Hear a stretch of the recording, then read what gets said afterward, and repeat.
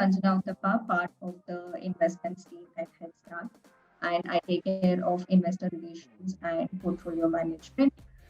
We are here today as part of Startup September, which is a month-long celebration of the startup ecosystem put together by Headstart Network Foundation. What we technically do is host programs and initiatives spanning across different functions in the ecosystem, trying to add value to all different stakeholders.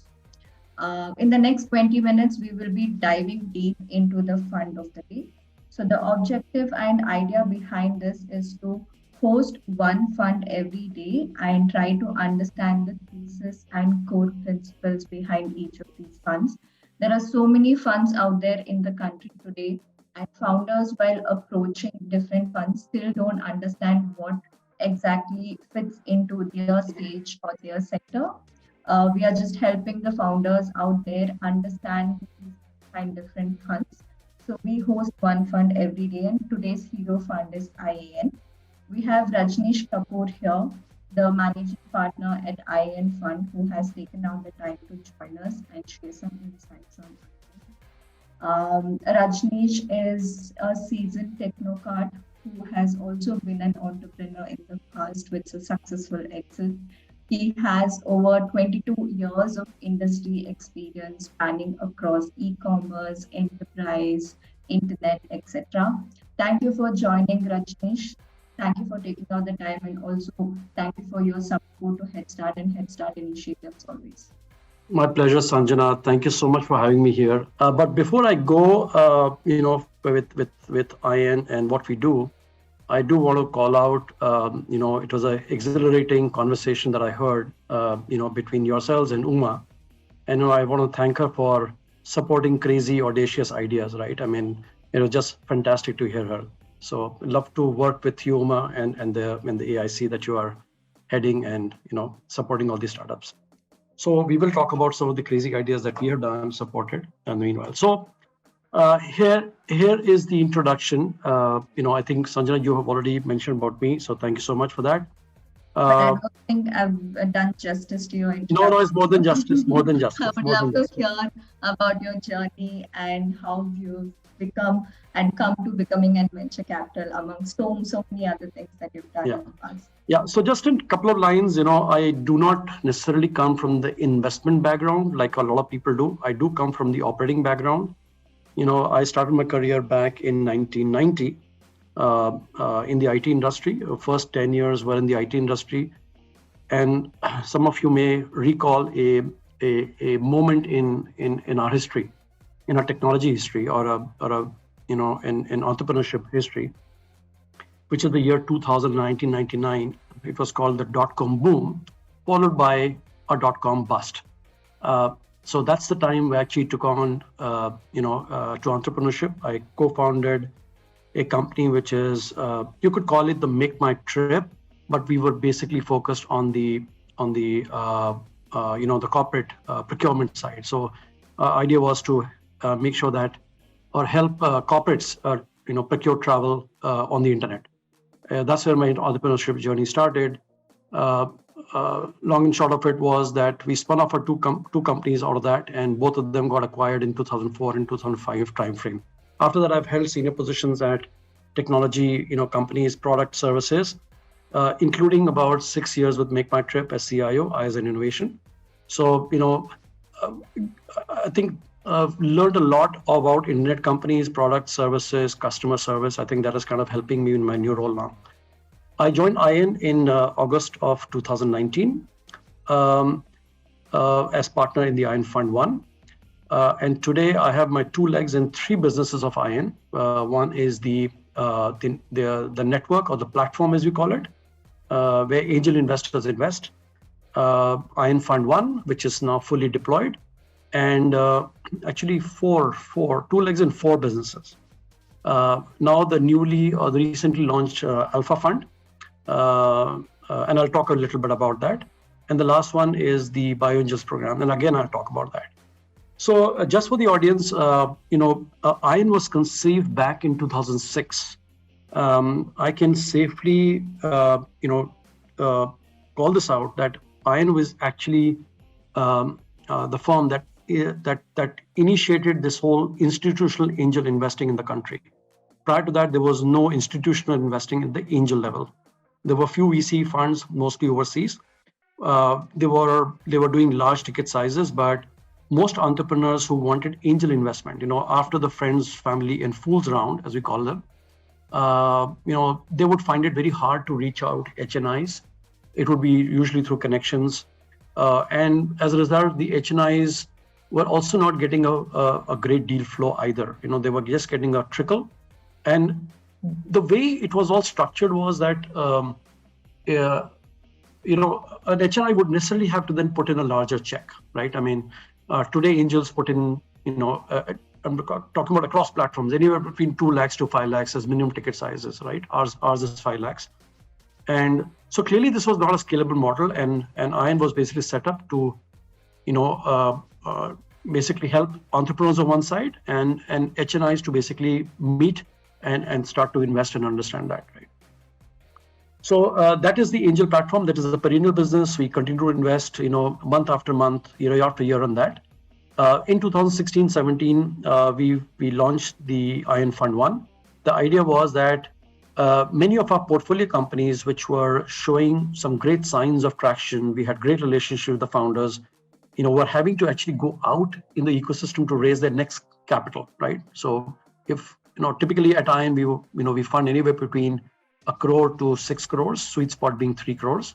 And once the ventures matured, they had to go and raise a 10 or 15 crore rounds next time, and they had to go outside the network.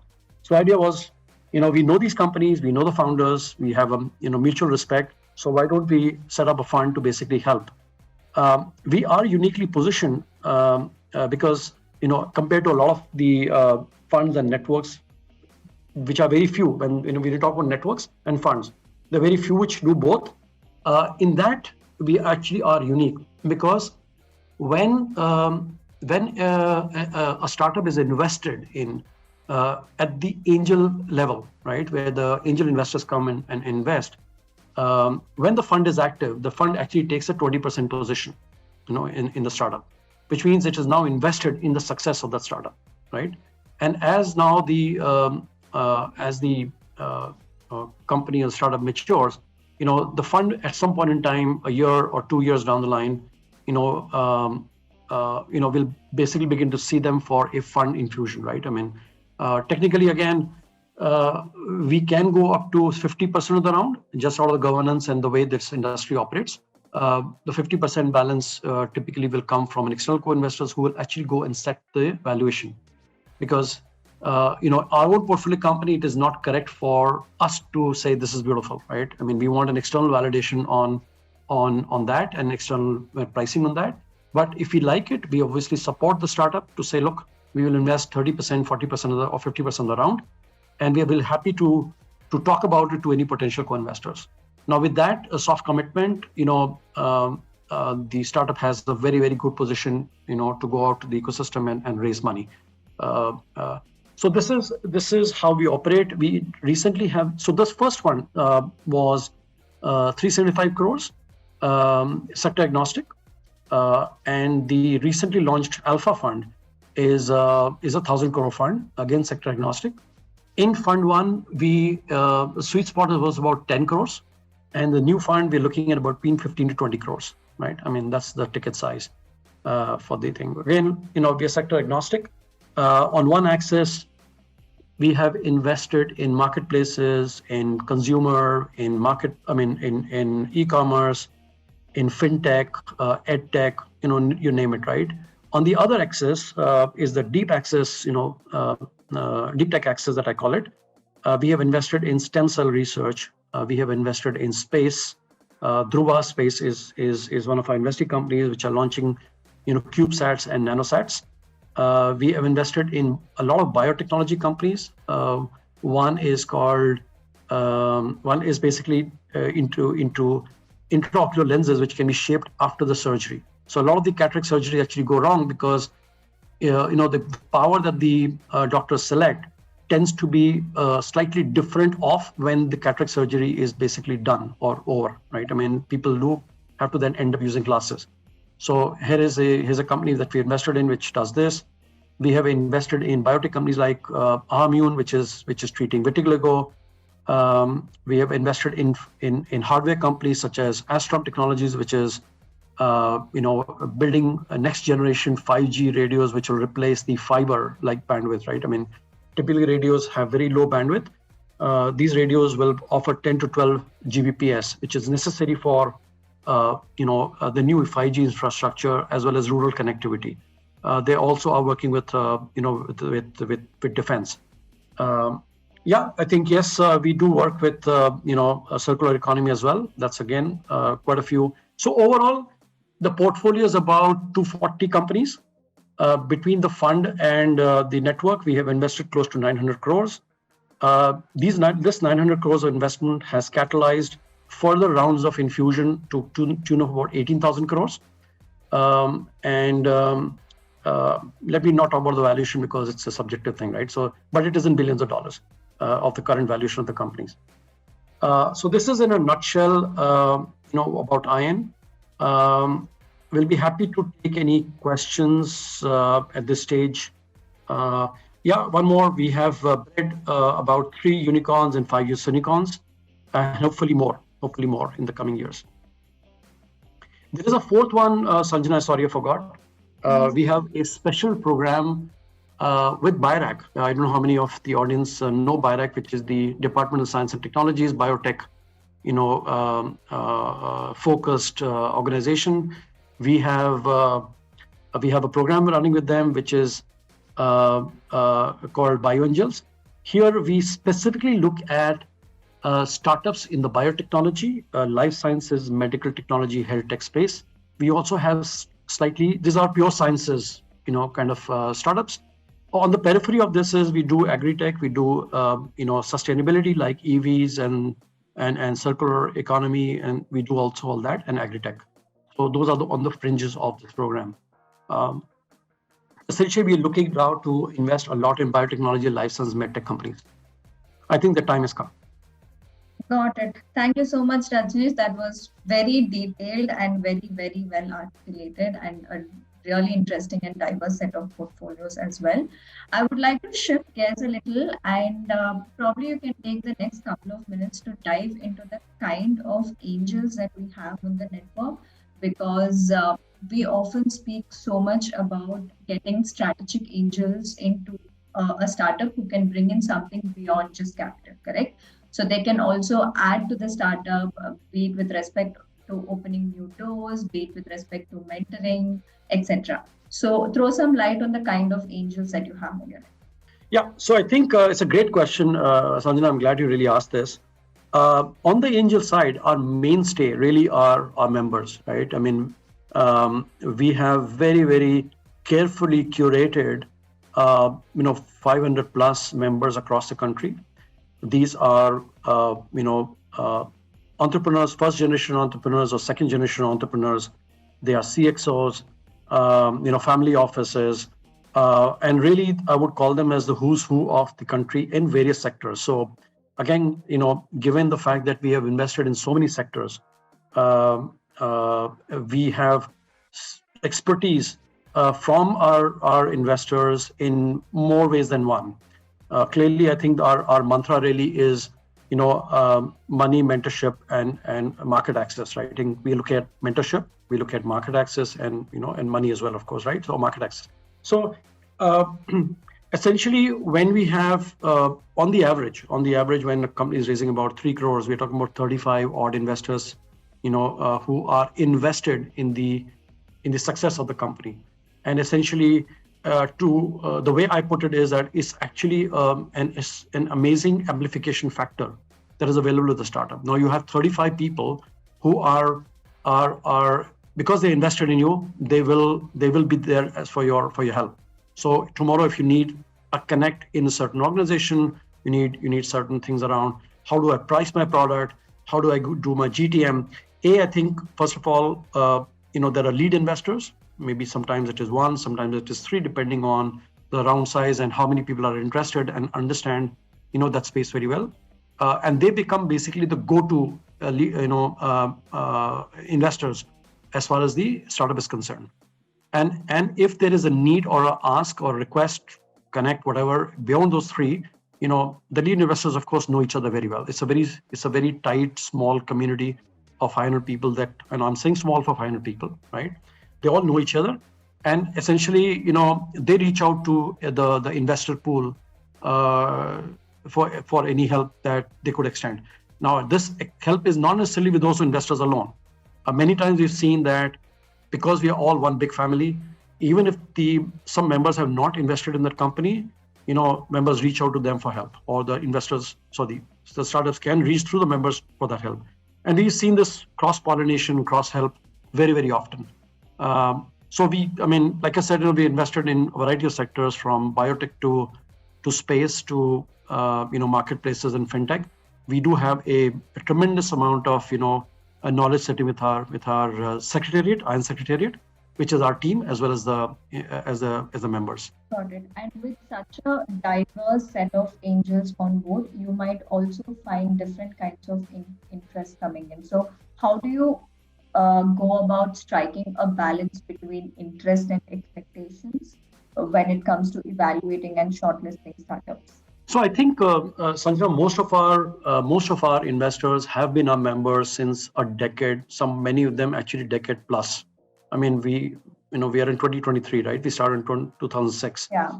And over years, we have kind of figured out, we have seen how the ecosystem has matured itself, right? If you go back to 2007, 8, everybody was young, raw, and we were still trying to discover. But over years, we have kind of figured out what really works and what doesn't work, right? What are the basic signs of a good deal versus not so good deal, right?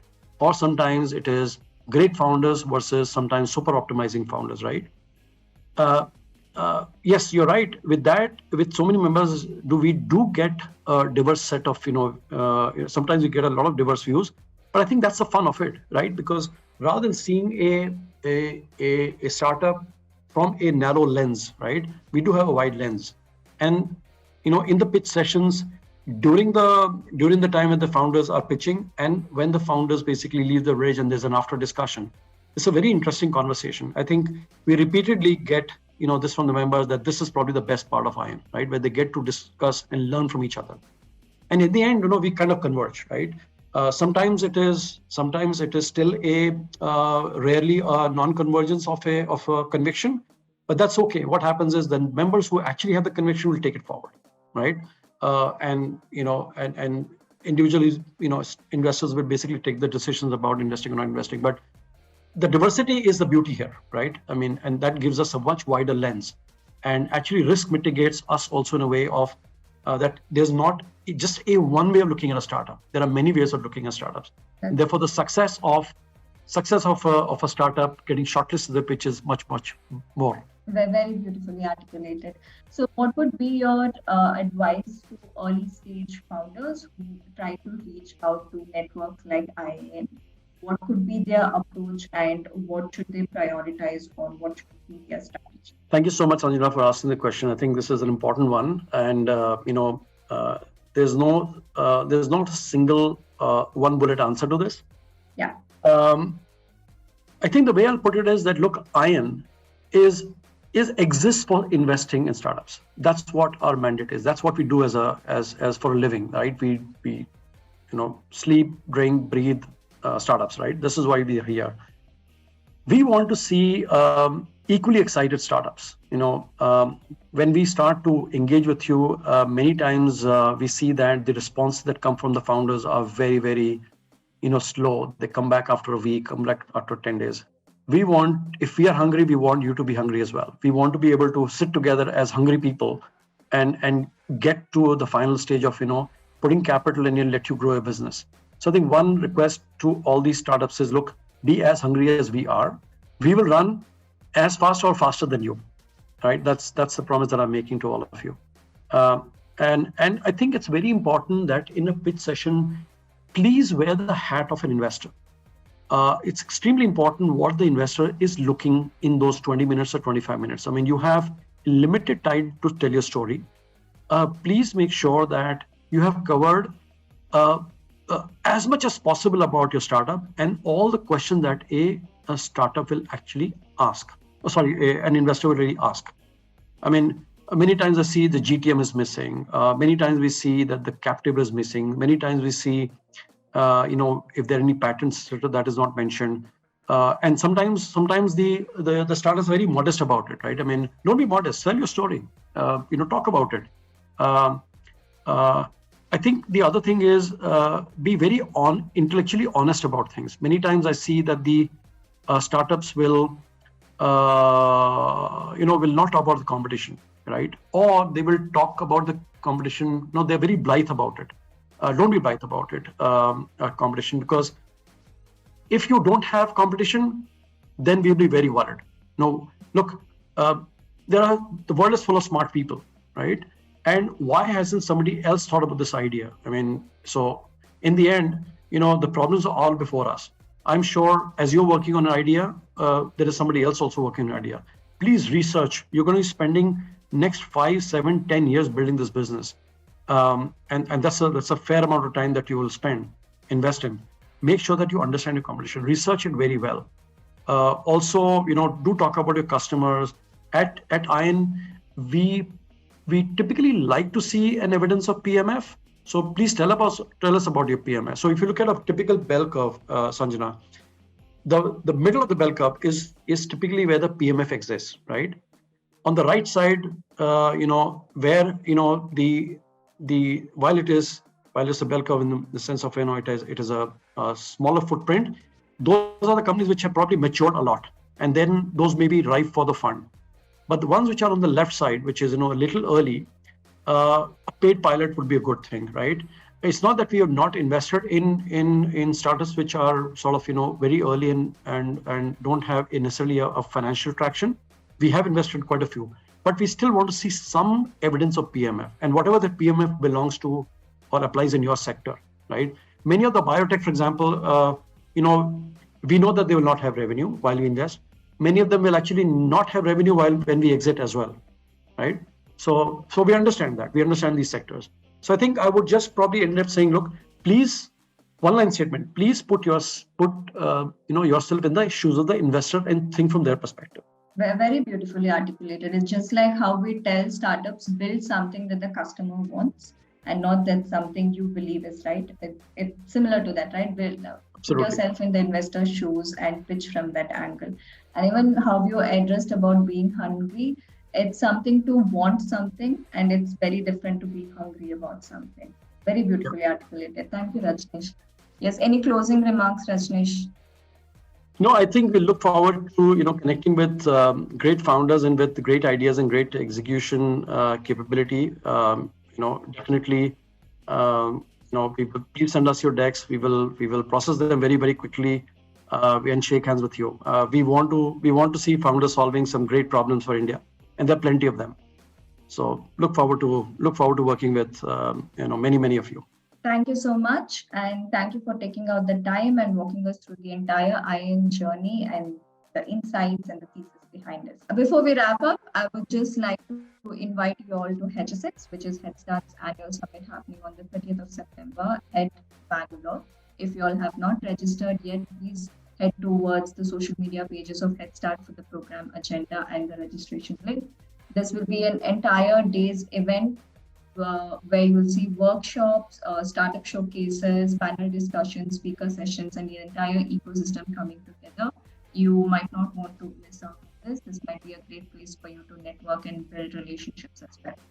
On that, thank you so much. Thank you for your time. I love hosting you all this evening. See you all tomorrow with yet another fun. Thank you.